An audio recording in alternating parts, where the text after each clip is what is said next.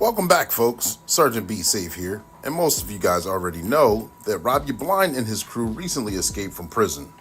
And since then, they've been running amok and causing chaos everywhere. Like I always say, if you see a crime, report it, so you don't become a victim of a crime of opportunity from Rob You Blind.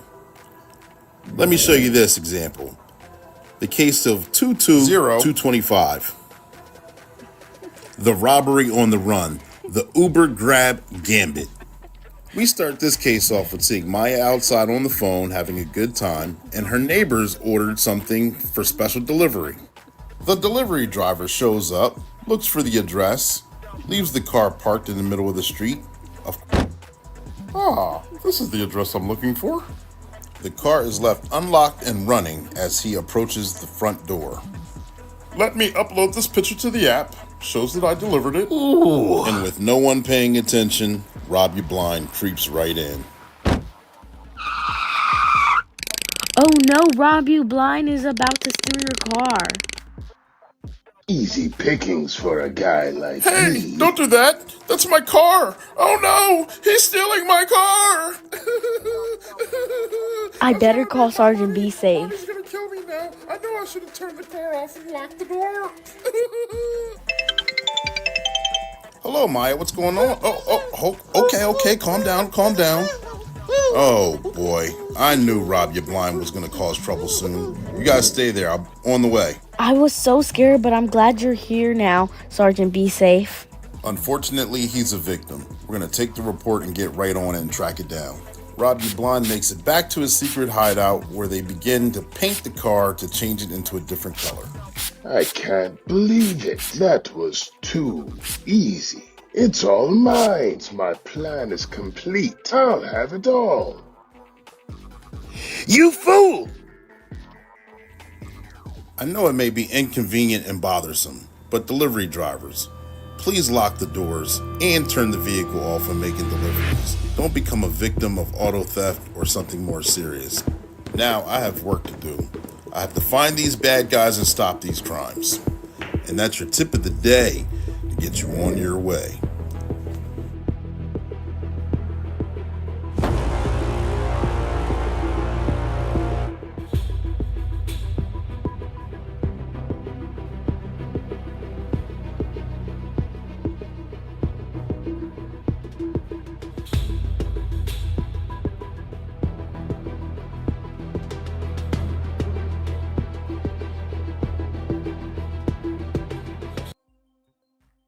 There was melee at this local play place tonight at 6 o'clock on Reaction News.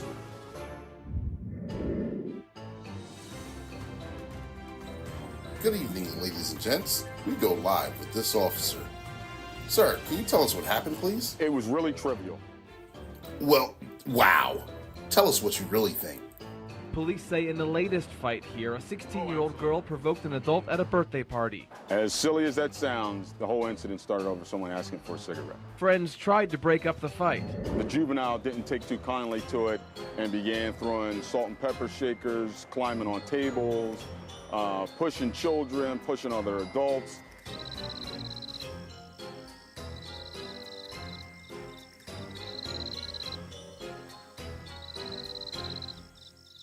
When you have people behaving in that fashion, we just can't accept that.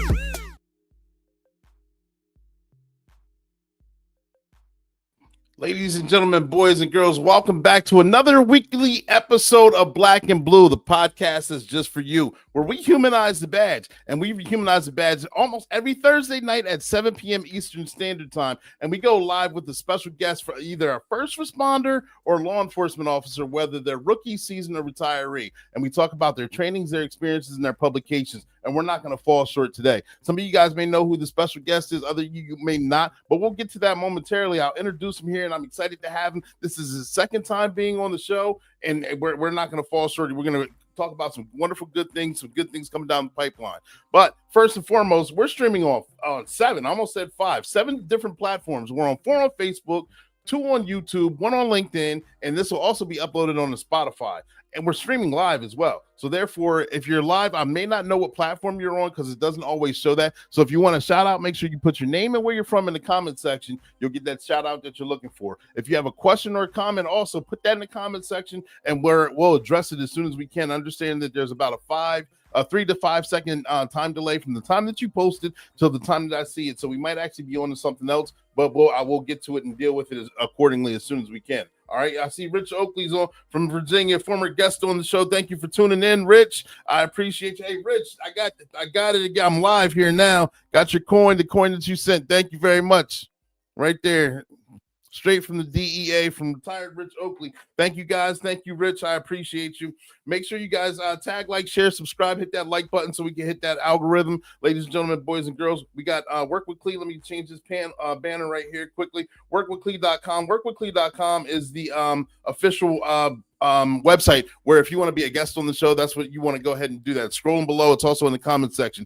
This platform is sponsored by One Way Publishing. One Way Publishing is the publishing company that brought you the Sergeant Be Safe cartoons that you saw in the beginning of that, and that officer that was profiled in there is a good friend of mine as well. So therefore, make sure you give him a shout out if you know him. If not, go ahead, give him those thumbs up. That was from incident that I was a part of at a local family fun location many years ago. We laugh about that till this day. However, One Way Publishing brings you Sergeant Be Safe. One Way Publishing is the book publishing company that if you ever wanted to write your own book, whether if it was fiction, nonfiction, informational, biographical, cookbook, whatever it may be, comic book, One Way Publishing can make that thing happen for you. You see a couple of my books right behind me, and a couple of their clients are right there as well. Their motto is they can turn a mere thought into a book that's bought. So if you ever thought about writing your own book, that's how you can get that done through One Way Publishing. And also, if you wanted to be a voiceover on the show, the actual Sergeant Be Safe cartoons, that's how you want to do that. So make sure you guys check that out. Make sure you guys check that out after the show. Don't do it here now. We're going to also be uploading on the Spotify. So if you have Spotify, make sure you subscribe to that. Tag, like, and share with that. All right.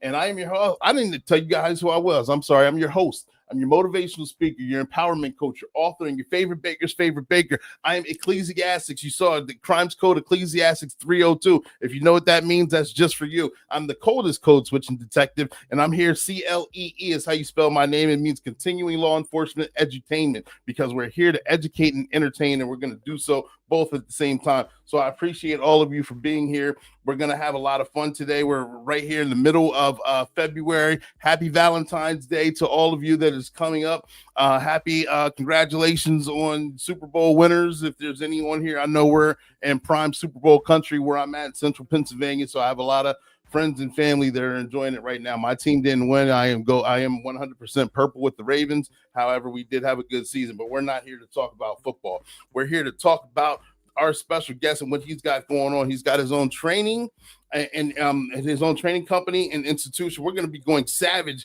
and elevating our law enforcement game. And that's what we're going to be doing today, ladies and gentlemen, boys and girls. I'm going to introduce him and bring him to the stage as soon as I bring this banner, because you guys aren't here to see me. You guys are here for that. Make sure you check out that. It's in the comment section as well, and scrolling below. We got Scott Savage. Scott Savage started off his career at 19 years old as an EMT, and then he did he's got over 20 years of experience in law enforcement as a law enforcement ranking official. He's worked patrol, he's worked FTO, he's worked on special teams, he's worked SWAT, terrorism attack force, team leader for crisis negotiations. He retired recently in 2023, and therefore he's been able to focus 100% on his Savage training group, his training company itself, where he's teaching and focusing on barricaded subjects, critical incidences, which I'm going to be attending that class momentarily, modern crisis negotiations, officer-involved shootings, IA investigation, and that's just the tip of the iceberg on some of the things that his company covers. And it's a great thing because he's got his company is going to be putting on a training in my jurisdiction relatively soon, and I can't wait to attend it. So I'll be having more forthcoming information on that. But without further ado, ladies and gentlemen, boys and girls, I'm going to bring it to the stage. Scott, are you there? Yes, sir. How you doing, Clee? I'm doing wonderful. Thank you very much. How are you? I'm great. Thanks for having me. Absolutely. Thank you for making yourself available and coming on the show. No, great. Thanks for having me for the second time. Appreciate it. Yeah. You're making your second appearance, and I appreciate that. So those of you who did not catch the first run, make sure you guys do that. But in the second run, Scott, can you tell us a little bit about yourself to give them, those who don't know who you are, give you a little foundation? Yeah. If you know how you watch those police videos and you see police officers doing things and you go, gosh, I wouldn't do that. Yeah. That doesn't make any sense. I would do this. What I do is help officers make good decisions in the middle of the worst situations. And the way I do it is by providing training, in things like leadership, decision-making, critical thinking, and all of that is really under the names of the courses you mentioned, like critical incident response and all that kind of stuff. But what we're really focused on is decision making, because if you think back the last police viral video you saw where you thought, gosh, the officer shouldn't have done that, really what you're talking about is decision making. And so it's like, how do we make decisions? And man, I just think a lot of the training that's out there just wasn't good enough for today's officer, and that's why I'm really proud to own a training company called the Savage Training Group. And there's me and about 17 instructors, and we teach classes all over the U.S. And it's a blessing, and I don't mean that in a trying to be trite or cutesy. It's like, no, it really is a blessing to do this work. So I love it. Yeah, it is a blessing to do the work, and it's a blessing to have good trainers to teach the work. I know one of your mottos that resonated with me is because good cops need better training or something along those lines, and I like that, and it's actually true. When you gave a scenario where we can be taught through PowerPoint on what we're supposed to do, point A, point B, point C, and make sure you guys do it, bam. But your training also implements that, and you go beyond the training to make sure you can kind of produce a high stress situation and have to make decisions and be a leader in those moments, as opposed to actually being there in the moment and having to do it right there on the fly. Yeah, that's right. We could put on the coolest training. We could put on a really cool sounding, cool looking class. And what does that matter if the student doesn't retain the information and can't recall and retrieve it under a moment of stress, right? If we're just putting you said PowerPoint. Yeah. If we're just putting like a death by PowerPoint class on and cops are sitting through it and it's just an instructor just talking at them, and then we call that training. Well, that doesn't honestly prepare the officer to be able to remember that information and then recall and retrieve it under stress, which is really that's the pinnacle of training. And we would call that transfer, right? Where the information is being transferred out into the field. And some of the stuff that we're doing now is trying to measure how much the students retained when they leave the class, and also ways of interrupting forgetting. And so like an example of that is what we're rolling out for all of our classes. We've got a few done already.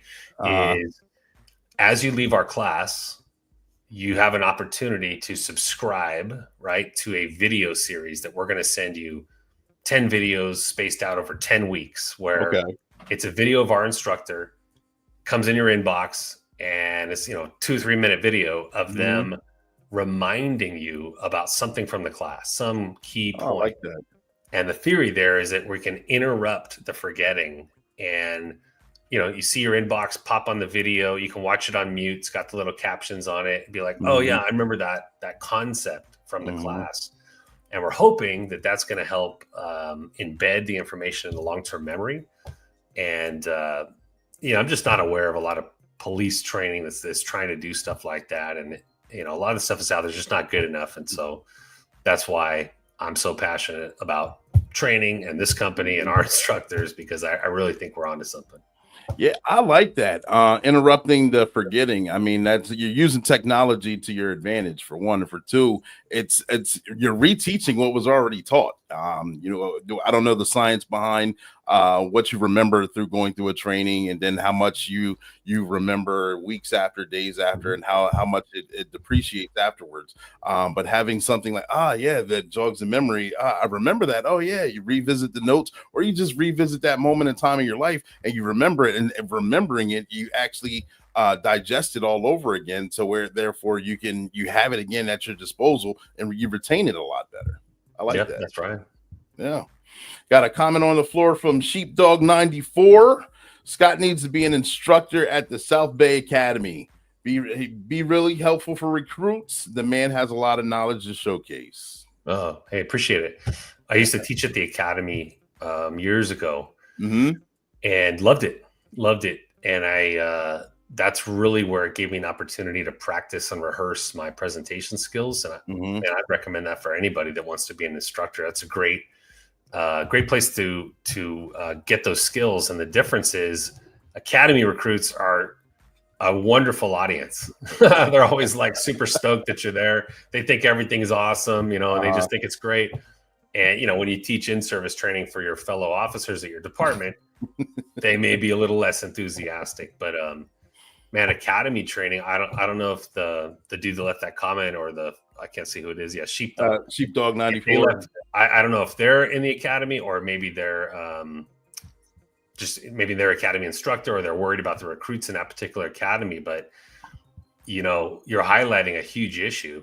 The way most academies are, save for a couple of them, is block and silo training, where it's like, today, recruits, we're going to teach you about vehicle code infractions, and you're going to memorize all this information, and then you are going to be tested on it, get it, and move on to the next thing. And we'll tell you what's going to be on the test. And so if it's not on the test, as the recruit, you're just like, well, I just worried about keeping my job, right? I'm not even going to listen to that stuff. So that's a huge issue. Instead of like technique focused stuff, we should be focused on things like concepts and decision making, right? That whole academy environment should just be about cops making decisions, recruits making decisions. Give them the information that they need, give them a little bit of left and right parameters, and then have them just do scenarios where they're making decisions all day long. Right. That's how it probably should be transformed.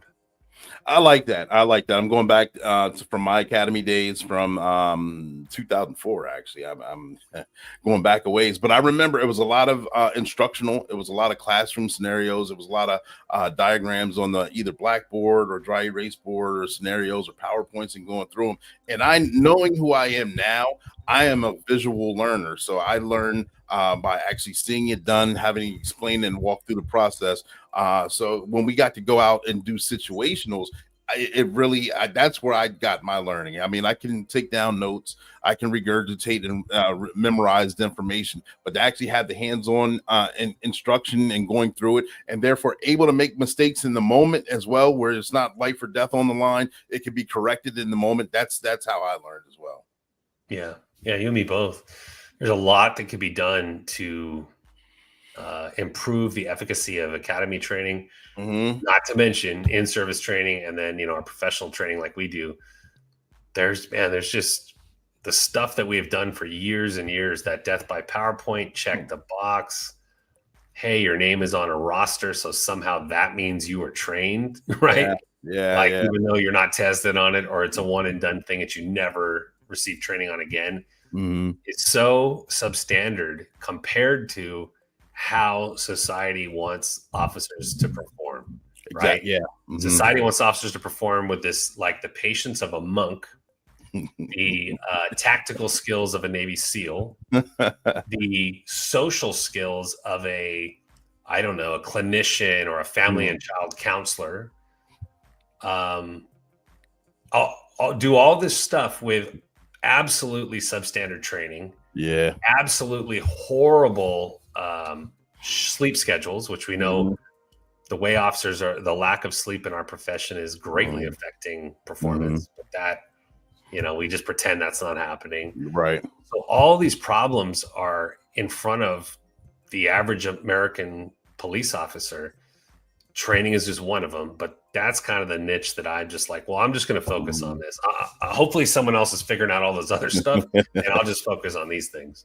Right. You're focusing on your strike. I get it. So let me ask you this: and defining what's a defining moment that got you to want to work on the Savage Training Group, critical incident response in particular? Was it something that you had to learn and go through yourself? Have you seen younger officers kind of fumble through it? What gave you the motivation to actually want to work on critical incident responses?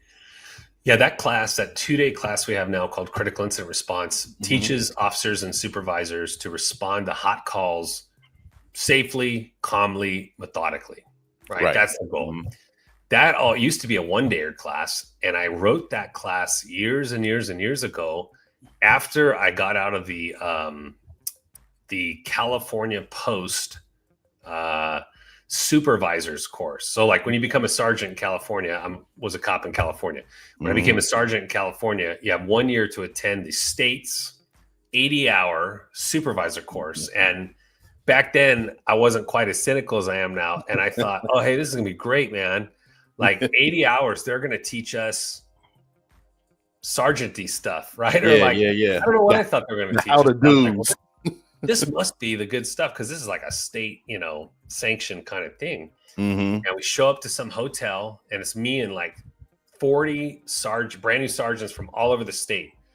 Arguably some of the highest performing people in the state, right? To become a cop in California, then to become a sergeant. There's a lot of steps to that. So these should be some fairly smart, decent humans. For 80 hours, 2 weeks of our lives, they talked about responding to calls in the street 0 times. Not one mention of what do you do with a barricade? What do you do with a foot pursuit? What do you do with a vehicle pursuit? How do you manage an officer-involved shooting scene? What do you do with, any kind of hot, critical type of incident? I was like, you got to be kidding me. And what we did talk about was things like Generation X and Y and how, different people.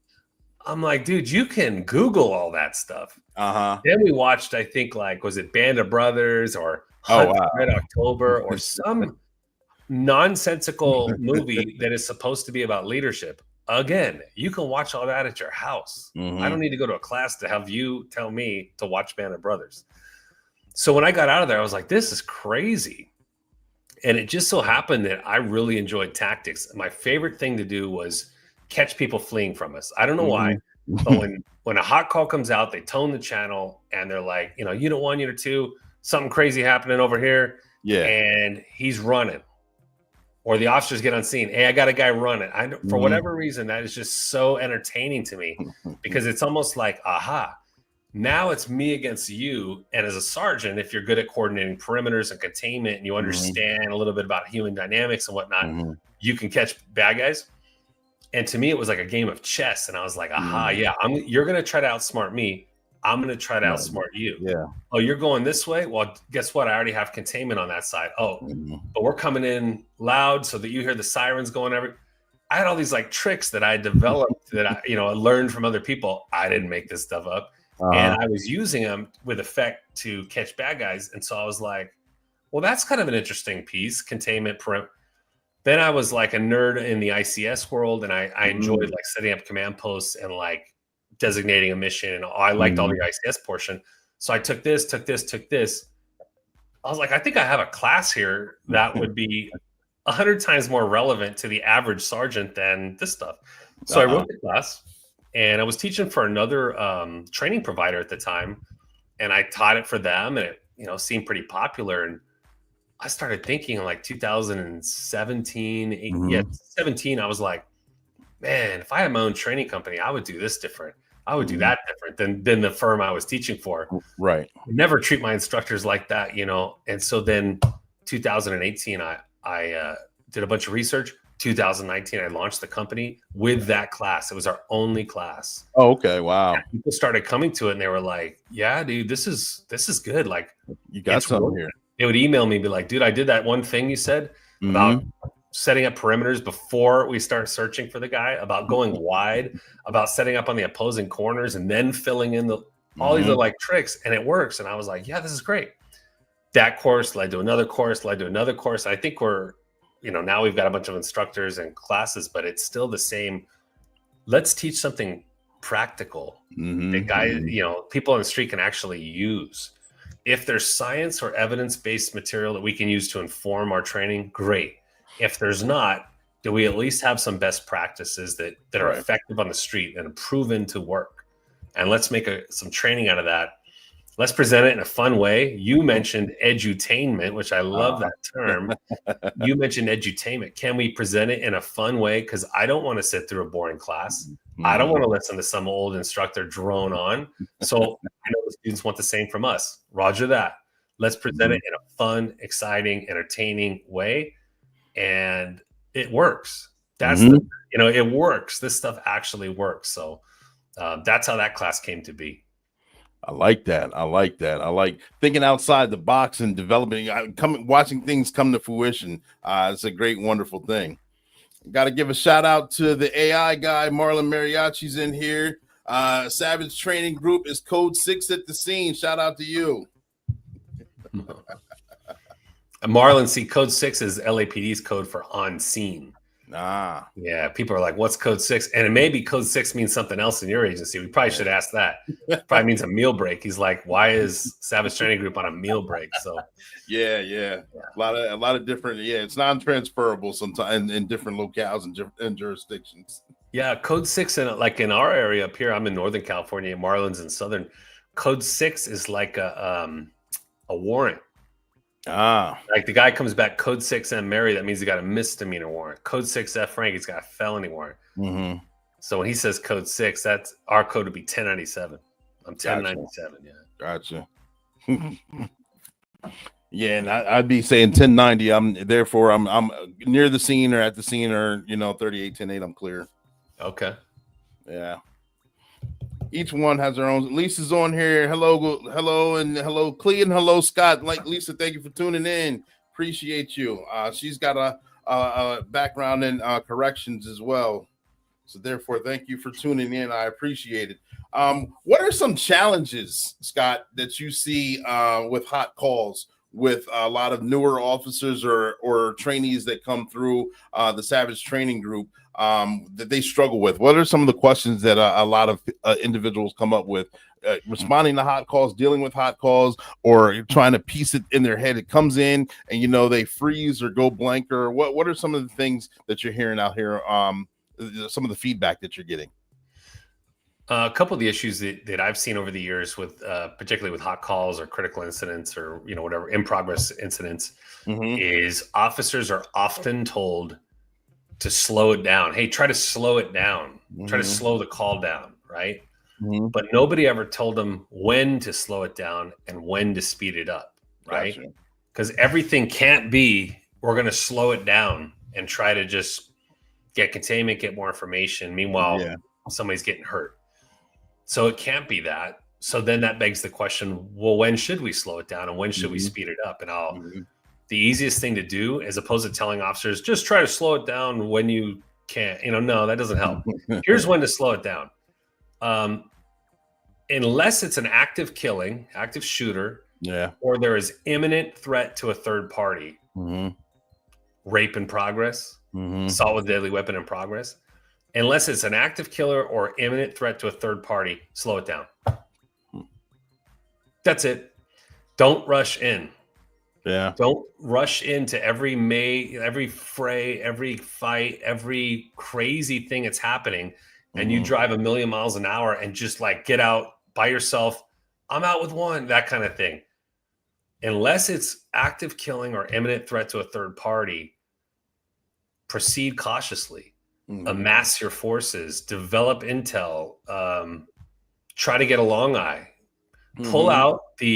park down the street and pull out the most tactical piece of equipment you can ever buy, which is not a staccato, which is not some knife or something like that. It's a pair of binoculars. Yep.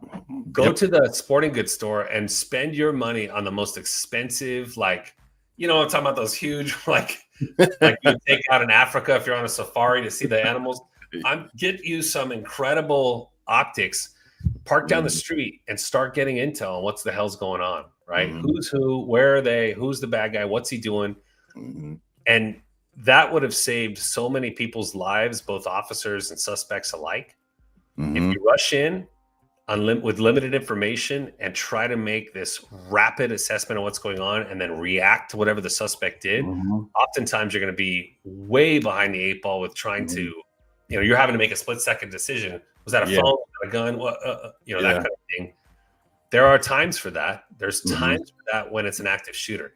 Like if an active shooter kicks off at a school, all bets are off. It's big boy and girl time. It's John Wayne, cowboy, whatever you want to call it. Yeah. Drive 1,000,000 miles an hour, put the car up on the lawn, and jump out with your gun, and go do the Lord's work, right? It's boss up time. Yep. It's boss up time. And those are few and far between. And before I was a police officer, I was a paramedic in San Jose, California. I worked for AMR, American Medical Response in San Jose. Okay. We went to every 911 call, code 3, lights and sirens. If you called and said you're having a heart attack, or you said I got a boo-boo on my finger, the ambulance is responding code 3. Now they've since changed that. That's a good thing. But back in the day, we responded code 3 to everything. Do you know what percentage of the time we went back to the hospital with the patient code 3? Less than 10. I can believe that. Yeah. You know what I mean? So not everything is the emergency that it's made out to be. And if you can exploit time, just exploit time by delaying not necessarily a response. Like you can respond quickly, get in the area, but do you need to make immediate contact and try to immediately resolve a situation that, by the way, has probably been developing for years with the family and the mental illness and the this and the. Slow it down if it's not imminent threat to a third party or there's an active shooter. Like the only other time I guess you could say we're rushing is if it's a fleeing suspect of a variety that we want to catch. Yeah. Fleeing suspect that we're like, no, we need to catch this dude. Okay, let's rush to get containment. Yeah. But don't rush to the scene, because what's the one place we know where he's not? The scene is there. Yeah. So think big, get containment, rush, make a big circus. Okay, you go over here, you go over here. Try to get the guy to lock down. So I guess that's sort of rushing, but I think that was something I always saw. And that also has a lot to do with officers falsely believing I, quote, had to do something. I had to get there. I had to I had to save the guy. I had to save the guy from himself. I had to protect him from her. And in our training courses, there's quite a few courses. We delve into something called the public duty doctrine. And if you're listening to this and you just look up public duty doctrine in your state, Pennsylvania, California, whatever, you will learn very quickly the police, absent a special relationship with people, don't have an affirmative duty to protect individuals, to protect him from her or her from whatever. When you understand that and you understand other laws and tactics, you go, ooh, man, I don't have to rush into this. I can actually be, instead of being like a checkers player where it's just you do a move and I do a move and you do a move and I do a move, you can be more like a chess player where you're like, I'm thinking 7 moves ahead of you. I've already won this engagement. You just don't know it yet. Time just hasn't caught up with you yet. I like that. I like that way of thinking. I like that analogy you gave. And you're talking about, I remember I got a story that's similar to that, not rushing to the scene and parking down the street, maybe at the intersection before you get to the house. So I got called out to a domestic my first year with my first apartment. And it was one of those streets and one of those addresses that are, everyone got those kooky addresses that it's let's just say 98, but it's mid-block or somewhere where it doesn't make sense by way of grid. So therefore, I'm new. My partner's coming from a different location. I actually park at the intersection. I black out. I stop coming lights and sirens, and I stop. And I'm way down the street. I'm maybe more 5 to 6 houses down the street. It's dark, so you don't even see I'm blacked out. And I'm walking up. I can hear the yelling. And I'm walking up, slowly walking up. I'm giving out my position on the radio. And then I hear my partner coming in, the more senior officer, lights and sirens, the opposite end of the street. And you can see his lights coming from a couple streets over. You hear the siren. And all of a sudden I hear, and I'm looking, and the guy's running right at me. He doesn't even see me. And so I'm looking like the hero. I caught him. I got him. He's apprehended. He's 10-15 under arrest for domestic violence. And I got to go ahead and look like the good guy in that moment. Only because, for one, I didn't know exactly where the house was, so I didn't want to pull up on that. Rule number one from the academy: you don't pull up on the house anyway. So I figured I'd stay back anyway. For it gives me time to see exactly where it was, but I didn't know it gave me time to actually watch the incident go on, watch my partner show up, and since he was coming from the opposite direction, bad guy ran right into me. Yeah, I love it. I love it. Yeah, I love it when we get lucky and then we're like, yeah, I meant to do it. That's just how good I am. Yep. Trust me, I hung on that story for a long time. That's right. So I know your courses with the Travis. I don't know why I keep combining that. I'm sorry. Savage Training Group. We talk about de-escalation, and we talk about de-escalation here in the United States on how that's been a heavy piece since around COVID, a little beforehand, where we got to work on de-escalation. We got to work on trying to mitigate the situations and problems. How do you teach that in your training, or what kind of suggestions would you also like to give? Yeah, I was really hesitant to ever make a training class with the de-escalation word in it, because that word has just taken on this whole life, right? The buzzword. And everybody has their own definition of what de-escalation is. Some people talk about it as de-escalation is the absence of force. Some people say de-escalation is something like verbal de-escalation, things we say to the suspect. Other folks have their definition. The media, your chief, my chief, everyone's got a different definition. Mm-hmm. And so, man, I was really hesitant to do it, but I thought, I think we have something to say that's a little bit different. Okay. And a different way of training in it. And to be honest, we put the title of de-escalation in it because departments wanted it, right? Yeah. Departments would call, do you guys have any de-escalation training? It's like, here you go. This is it. But really what it is a analysis, a discussion, a workshop of let's look at your state's laws when it comes to use of force, right? Let's look at how those laws should inform our tactics, because we don't want to do it the opposite, where the tactics are making laws. No, we want to let the laws that have already been made work for us, inform our tactics, so that because we're a little bit smarter than the average, bear.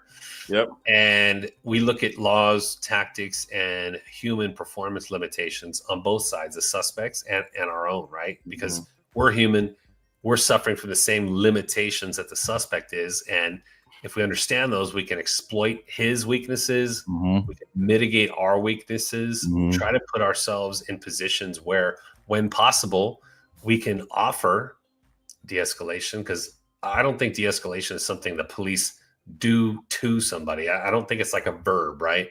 Right. The question to me is not, is de-escalation, did the officer de-escalate or not? Well, I would attack that question and say, well, I don't have the superhuman power to control other beings, so I can't de-escalate you. It's not a magic powder I sprinkle on you. It's not a magic wand I wave. I can't, quote, de-escalate you. What I can do is, when appropriate, offer de-escalation. Okay. And an example of that would be, if I'm dealing with an armed and dangerous suspect and I have containment, meaning he's not able to get away right now. I have control, or some measure of control, meaning he doesn't have access to a victim right now. He's not trying to stab somebody. And I have communication with him, meaning I can communicate in his language, and he's understanding me. He's not suffering from contaminated thought, such as Yeah. severe mental illness, drugs, and alcohol could contaminate his thought into such a degree that really, no matter what I'm saying, he's not understanding it. Right. If you've ever tried to negotiate with a drunk person, right? You know what it's like. It's not going anywhere. Much less for someone who is suffering, sadly, from severe mental illness. So if I have containment, control, and communication, I can offer, when appropriate, de-escalation. Sort of like, hey, man, we're the police. You're under arrest. What we'd like you to do is drop the knife, lay down on the ground, and submit to arrest. That's our offer. If you do that, we're not going to use any of this stuff on you. See, look back here.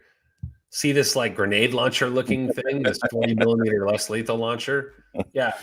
If you run at us with that knife or you try to run away, she's going to shoot you with that. If you get past that, he's going to shoot you with this rifle. It's going to kill you. We don't want any of that. What we'd like to have you do, again, is accept our offer of de-escalation. Why don't you lay down on the ground, drop the knife, and let us put handcuffs on you, and we'll put all this stuff away. Yeah. But this whole offer is contingent on him, the suspect, understanding the offer, accepting the offer, and participating in the offer. Meaning, you had to understand what I was saying. You had to go, yes, I'm going to do that, and actually go, yes, I'm going to drop the knife and I'm going to lay down on the ground. Right. If any of those things don't happen, if you choose to flee, if you choose to attack us or offer violence to someone else, we rescind the offer. And we're going to compel you into custody with force, right? And that whole section is included in our de-escalation class. And I think some people might be like, well, wait a minute, you guys, you're talking about using force on somebody. I thought it was supposed to be a de-escalation class. Yes, that's the problem with police training. If you just train in a silo and you tell officers today is the de-escalation class, and all we're going to talk about is verbal de-escalation, meaning persuasion and negotiation techniques, such as verbal judo, such as active listening skills, such as whatever. If that's all you're going to talk about during something that you're telling the police, this is de-escalation, you're setting them up for failure because you're not training holistically. You're left the humanity out of it. Forced encounters are a collision between two human beings, sometimes more. Been going on since pre-biblical times. Adversarial conflict. Bad guy, other person. I don't want to do what you want me to do. No, but we want you to do this. How this occurs, we have to take into consideration there's two sides to this, okay? The police. We can train officers, and we should, to negotiate and persuade people to do what they don't want to do. We should also train those officers how to use the equipment we've provided them, tasers, less lethal, canines, and to be very, very accurate when they shoot their guns. Yes. And we need to train them holistically so that they understand each of those tactics and tools I mentioned has a place in law enforcement. There are going to be times when it is absolutely legal and morally appropriate to shoot and kill this person. Not because we wanted to kill him, but it's probably going to die. Yes. That is absolutely a necessity. And to remove that statement from a de-escalation class because we kind of want it to sound more de-escalate, you're already training in a silo. You're doing the very same thing that law enforcement training has been doing for decades, and it has been proven to not be effective. So practical de-escalation and tactical conduct class, we don't just train in a silo. We talk about everything you're going to face: little calls, big calls, armed suspects, non-armed subjects, suicidal parties. How does your state's law fit into this? How are the courts going to view your use of force on someone who has committed a crime? How about when he hasn't committed a crime? Right. All of that stuff. How do we set the conditions for a successful de-escalation? How do we negotiate or persuade someone to do something they don't want to do? How do we de-escalate ourselves? Because that's the one person. Yeah. You have control of Clee. Total control over it. Control of Scott, or I should. And so that class, man, I'm super proud of that class. And we're doing one next week in Los Angeles for the Los Angeles Sheriff's Department, largest sheriff's department in the country. And we've got one scheduled in Ohio and all these other different places. And I'm super proud of that 2-day class. Gotcha. Yeah, as you should be. And Rich, trust me, I'm gonna get to your question. I see it right here. Lisa's got a comment. I think about a way to build rapport with the person to get them to cooperate using a lower level voice and tone. But then again, we're talking about within the correctional environment as well. Gotcha. Yeah, Gotcha. I agree with Lisa. And really, Lisa, here's the, you watch the same videos I do of cops on the street and you hear screaming and yelling, get on the ground, get on the ground. Show me your hands. Get on that just maniacal screaming. If we can get there as a team, not rush in, get there as a team, set up lethal, less lethal hands and commands, team leader, you work the radio, all of our sort of contact or react team roles and responsibilities. If we agree on what the mission is, hey, we've got this guy contained and I'm going to try to talk to him. If everybody else decides I'm going to be quiet and let the officer talk. If that officer understands persuasion techniques, he would do what Lisa did. Hey man, I'm not going to talk like a robot to you. Suspect with your left hand. No. Hey man, this is how I talk to people on the street. It's me, 5 other officers, weapons out. I see plenty of guns, so I just put mine away. Or we're 30 yards from the guy, and I go, hey man, how's it going? Hey, it's the police. You're driving a stolen car. You are under arrest. Now listen, if you follow my directions, you're not going to get hurt. Here's what I want you to do. Can you please now step out of the car? Okay, buddy, put your hands straight up. Put your hands up. See me do that. That's how I talk to people. And everyone else, we just ask them to be real quiet so I can talk to them. If he starts to, I'm not going to jail kind of guy, then I can launch into some persuasion techniques. But that's hard to do when you got your solo cholo, you're out by yourself, you got a gun in your hand, you're pointing a gun at the dude going, I'm going to shoot you, but also, hey, buddy, just talk to me. I want to be your friend. It's unbelievable. It doesn't work, which is another reason. Wait for your cover. Get additional units there.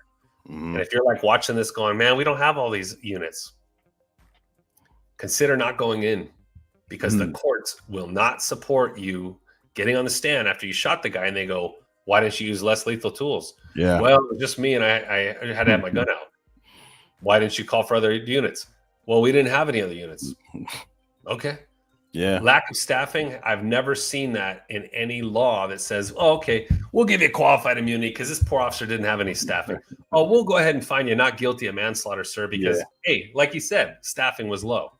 Yeah. The courts back up 25 miles away. Yeah. That's right. The courts don't care. They're like, sounds like a you problem, not a me problem. Good point. And thank you for sharing. Good question and good explanation on that. Thank you. Rich, I'm going back. I promise you I didn't forget about your question. I'm putting it up there now. Scott, have you ever used the Buck Savage videos as icebreakers for any trainings? Rich, you're showing your age with that, buddy. Yeah, us old guys, you, me, Clee. Yeah, you know who that is. None of these young guys know who Buck Savage is. That was years and years. That was before my time, and I only heard about it in the academy. And someone said, "Oh, your last name is Savage. You should look up, like Buck Savage." So I'm like, "What are you talking about?"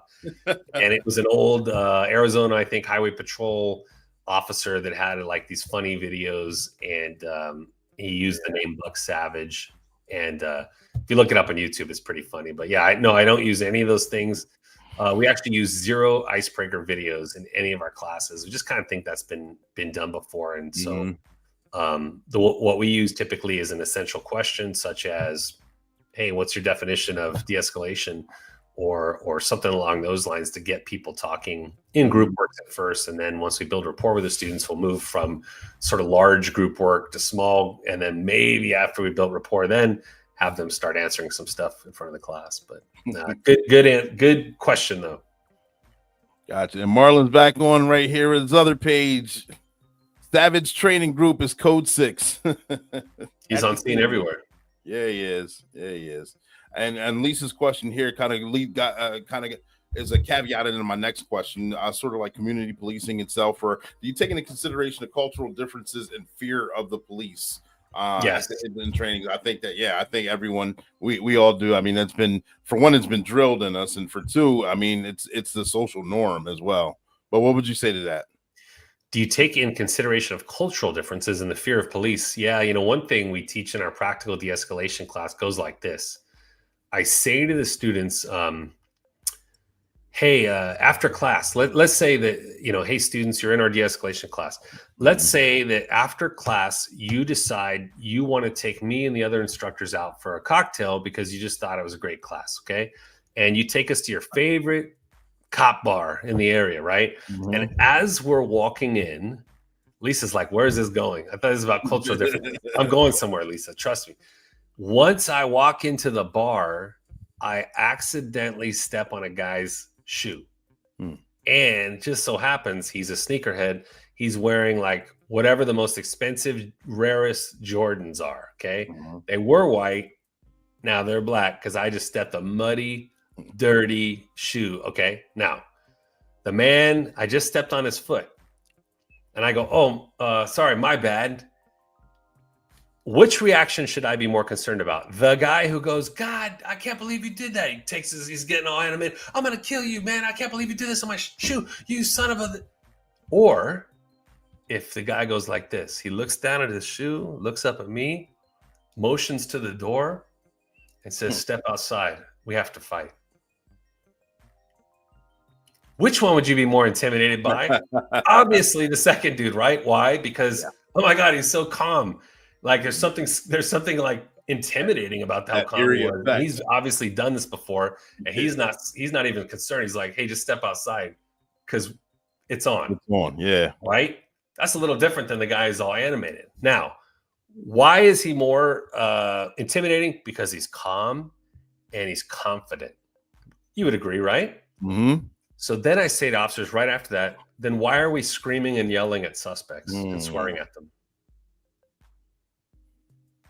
And I just sit there like that, and you see them go like aha moment. On the street, officers scream and yell at people, get out, do it now, all that stuff. Yeah. And they cuss and they curse and they do all this stuff. And if you ask them, why did you do that? They'll tell you, because that's the only thing these guys in the street understand, man, is you gotta yell at them, you gotta swear at them. But wait a minute. So you're trying to intimidate them by doing that. But a second ago, you just said the quiet guy, the confident, quiet, calm dude is more intimidating. So you can't have it both ways. So Lisa, that's a long answer to a short question, but I think that people are very afraid of the police. And to the extent we can demonstrate confidence, like you don't want to mess with me, trust me, respect and being calm, I think it might lower the anxiety of people that we're trying to get into handcuffs. Perhaps they'll be intimidated, which I want them to be intimidated, but I don't want them to be terrified, and I don't want them to be panicked. Yeah.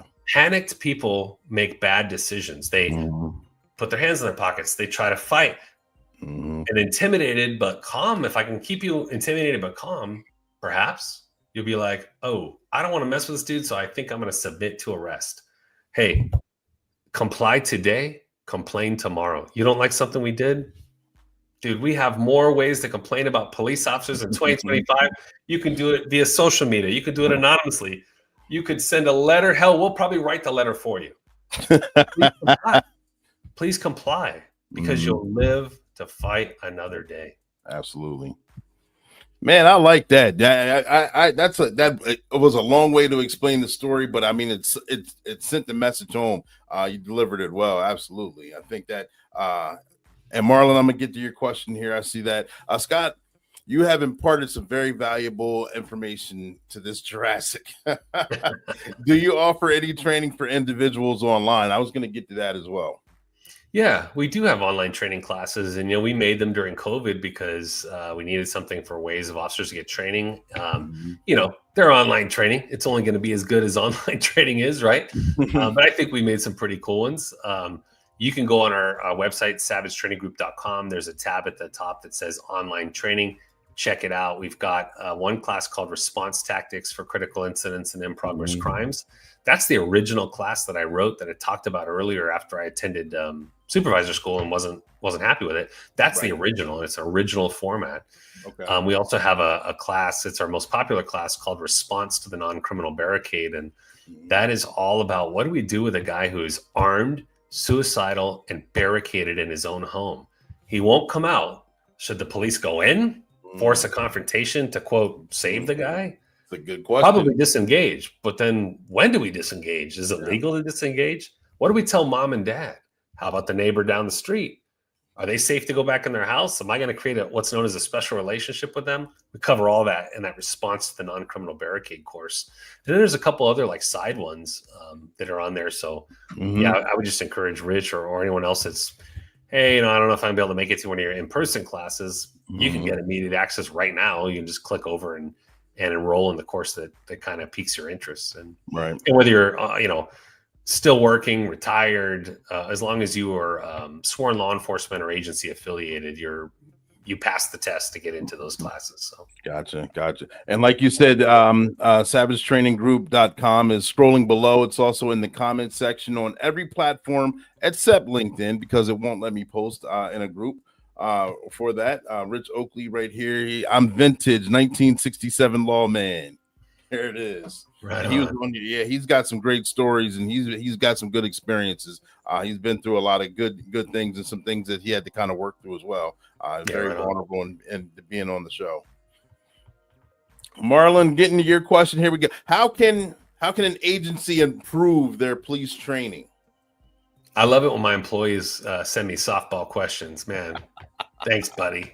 Well, I just think you should attend Marlon's classes. That's how you can improve training, right? Right back at you. How can agencies improve training? First of all, decide what you really hope to get from training. Decide what are you hoping to get? Are you just trying to check a box? And are you really just trying to say that the officer attended training so that you as an agency administrator can, indemnify the agency? Or are you really interested in performance? If you're interested in performance, well, now you're going to have to seek out high quality training.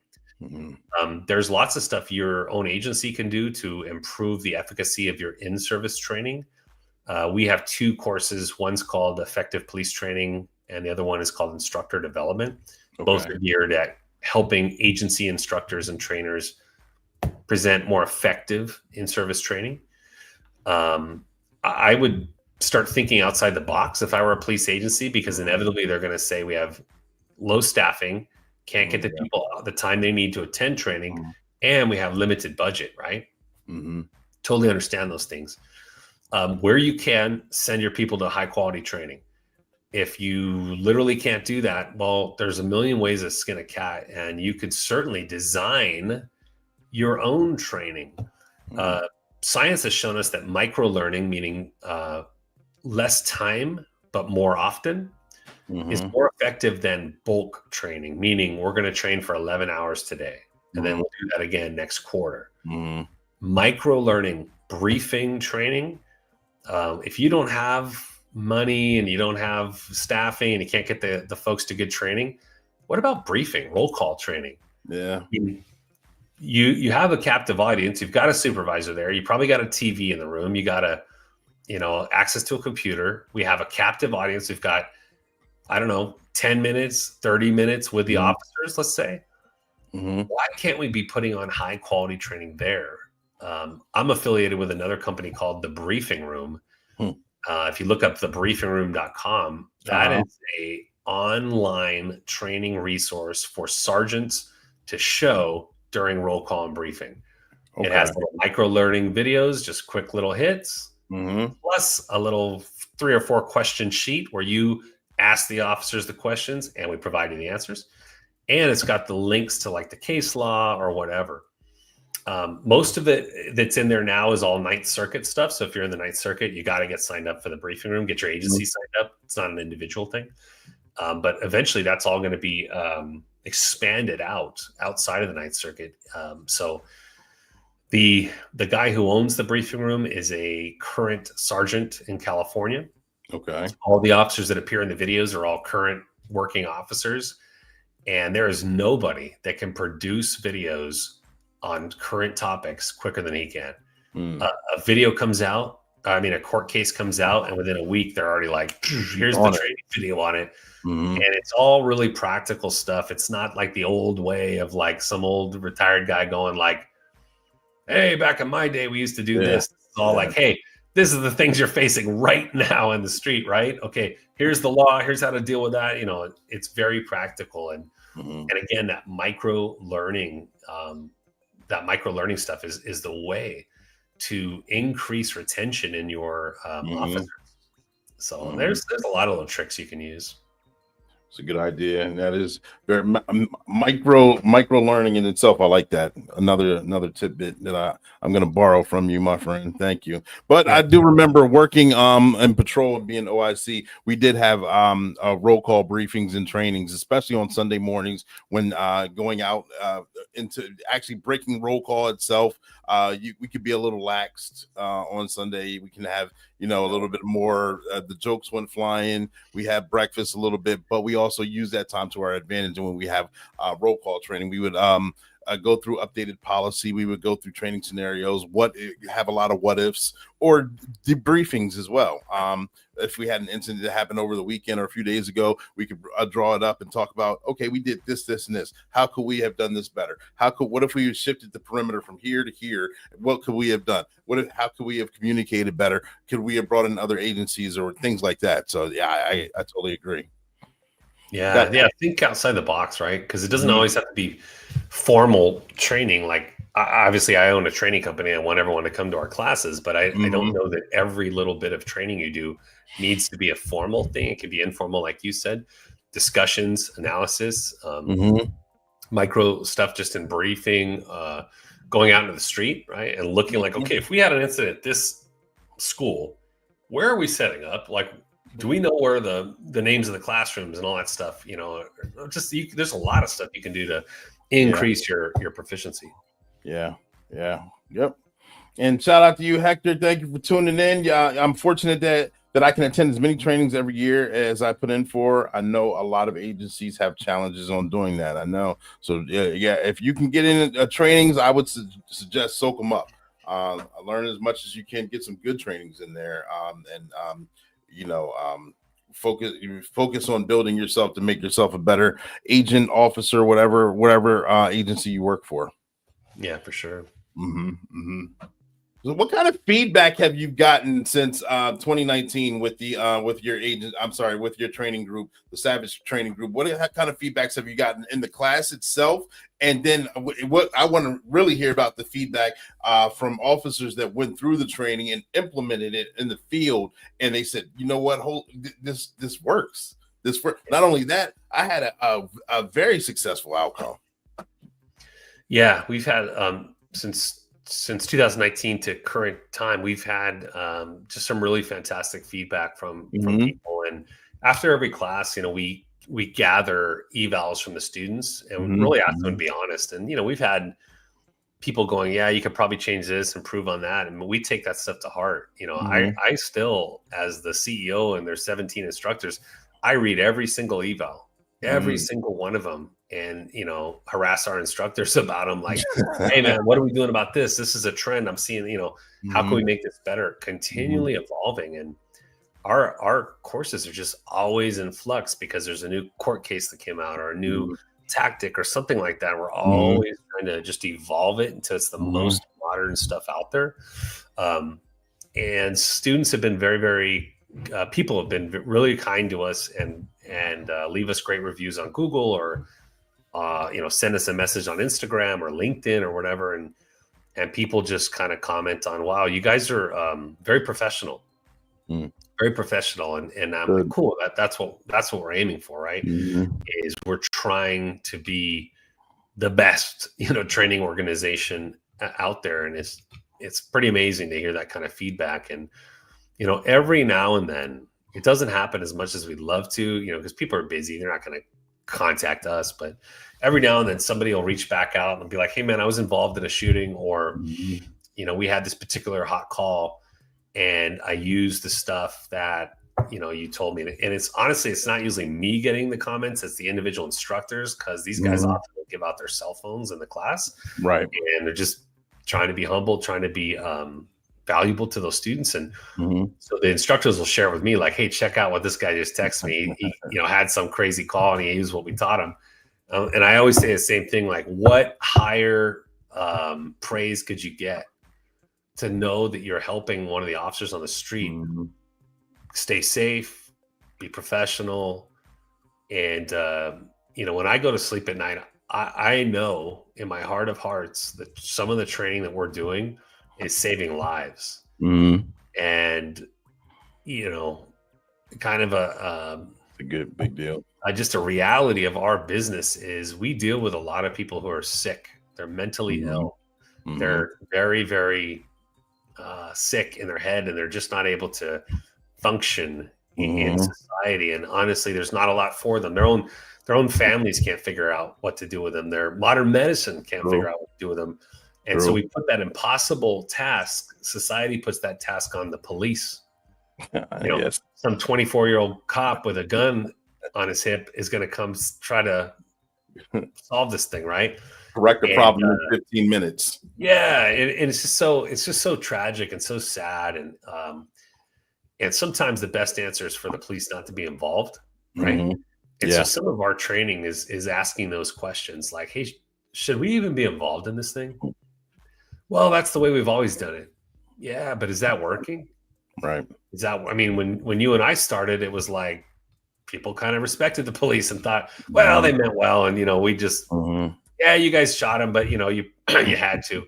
It's not like that anymore. People are like, nah, this doesn't make any sense. You have a very informed public because of body-worn camera and YouTube, which educates people on what the police do. You have people kind of know like what's up now, and they're like, nah, this isn't good enough. I don't think we should be getting into a shooting with a mentally ill guy who wanted to kill himself. So some of our training is really exploring that and helping officers understand the laws and tactics to use in these terrible situations. And I believe when I go to sleep, I go, hey, I think we saved a life, and I'll never know. I'll never know like if that was true, but that's what I believe. Right. And then, a lot of the other training classes we have are like the class that Marlon teaches is internal affairs. Marlon Marashi teaches internal affairs investigations. And that's not really about saving lives, but I think it's about saving careers when they can be saved. It's about gaining and rebuilding or reforming or keeping the trust of the public. Making sure we're doing a spectacular job of investigating when officers make mistakes or there's misconduct or someone's doing something illegal. So I think all of our courses are just something I can be proud of. And that's the feedback we get from students, which is like, hey, you guys are professional. Your instructors are well educated. They're studied on the material. They know the stuff. And a lot of us are out here in California. Marlon's in California. He was LAPD. I'm in California. A lot of our other instructors are. And when we travel to another state, we make sure we've done the research so that we oftentimes know your laws better than you do. And when officers from other states go, holy crap, dude, this guy knows I've never heard of this law, and we're able to show them their stuff. That shows how much work has gone into it, how much research has been done and the level of preparation. So it's paying off. I'm got to be honest. It's paying off. People are digging it and we're doing it. And it's a blessing. Good. I'm happy to hear it. And I can't wait to give my positive feedback again. For those of you that don't know, I'm scheduled to attend a class next month, critical incident response. And I'm looking forward to it. I'm excited and I'm looking forward to it. And then we'll have a update and review on that as well. And I'm pretty sure it's going to be dynamic.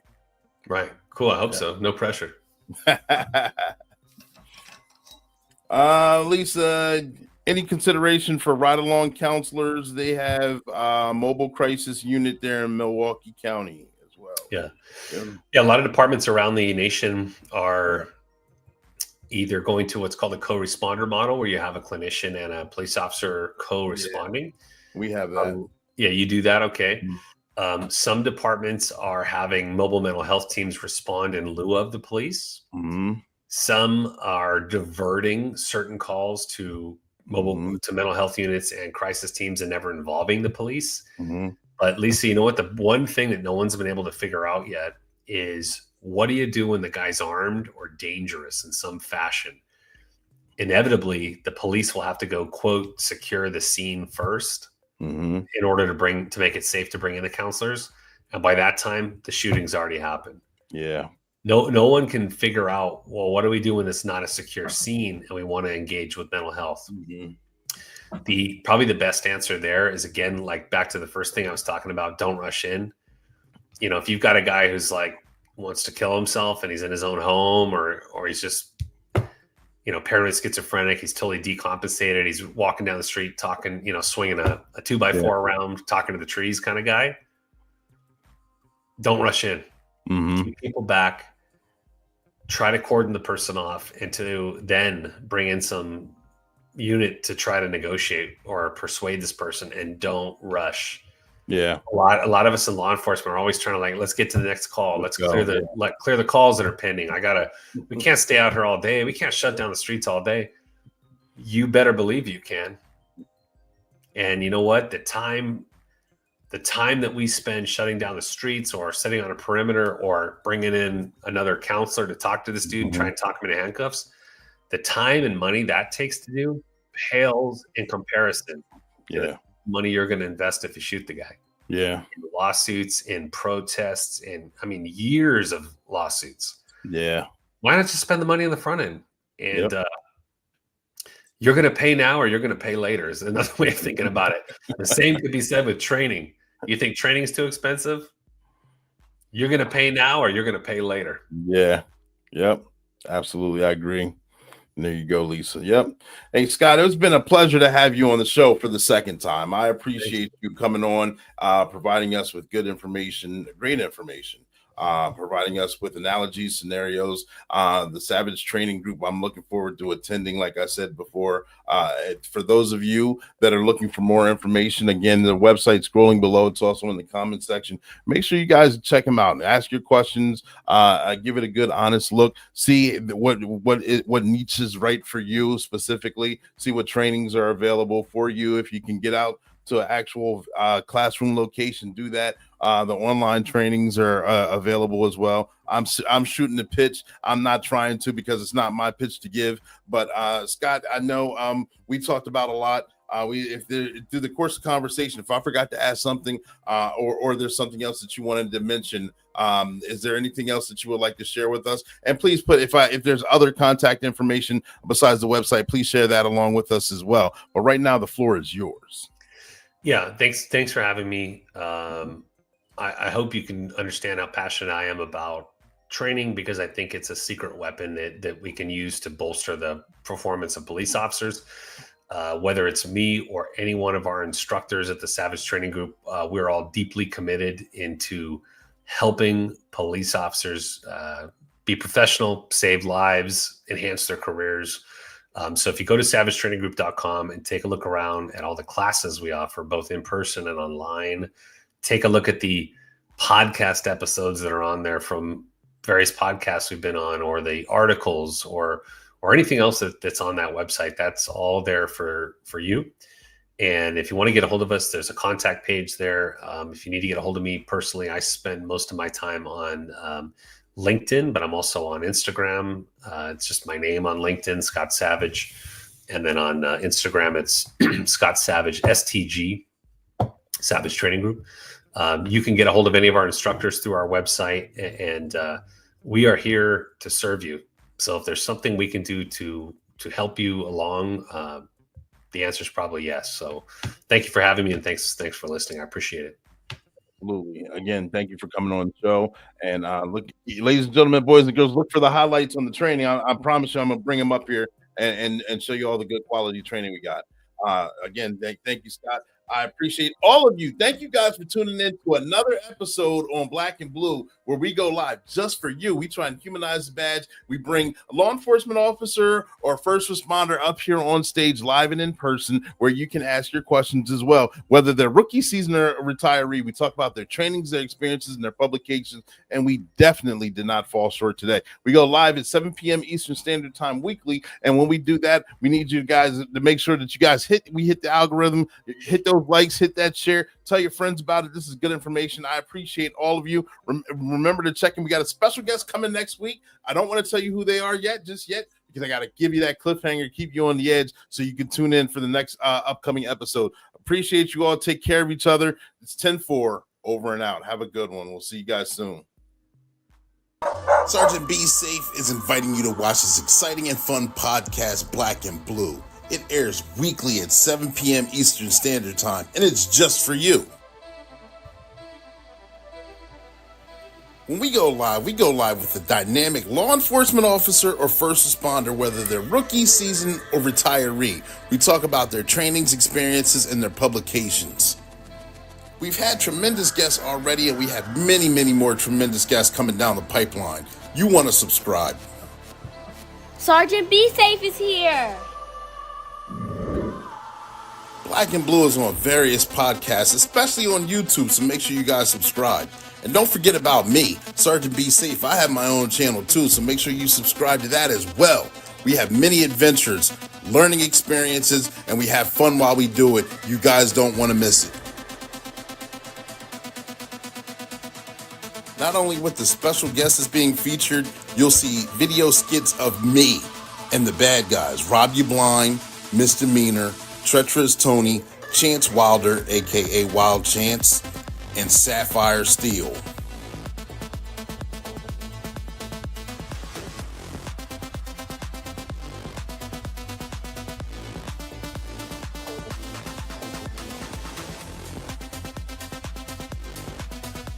And that's your tip of the day to get you on your way.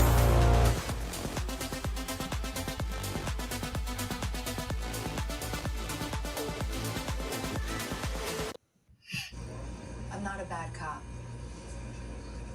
I never once said you were. It would be real simple if the problem was bad cops.